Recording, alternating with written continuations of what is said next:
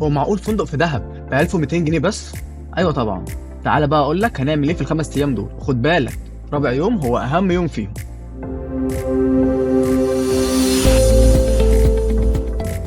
اول يوم هنوصل الفندق ونسكن نستمتع طول اليوم بالفندق. نيجي بقى لتاني يوم هنصحى ونفطر على الساعه 10 الصبح، بعد كده هنتحرك لاشهر شط في دهب وهو شاطئ لاجون دهب. وطبعا هنتحرك بعربيات دهب المشهوره هناك. الشاطئ ده بقى هو شاطئ رملي والميه بتاعته صافيه جدا، وهناك هتعرف يعني ايه الهدوء وراحه البال، وتقدر كمان تعمل انشطه كتير هناك. نيجي بقى اليوم الثالث هنفطر وهنستعد لاحلى رحله في الثري بولز، والمكان ده من اهم الاماكن المميزه في دهب علشان فيها انشطه كتير زي السنوركلينج والغطس وركوب الخيل والجمال ورحلات البيتش باجي اللي هنروح بيها واحد جنى، اللي هناخد فيه احلى صور واحلى ذكريات انت وحبايبك. ده كفايه كمان القعده اللي على الجبل مع كوبايه الشاي البدوي، حرفيا مكان هدوء وروقان البال. وبعدها على طول هنرجع للفندق علشان نرتاح.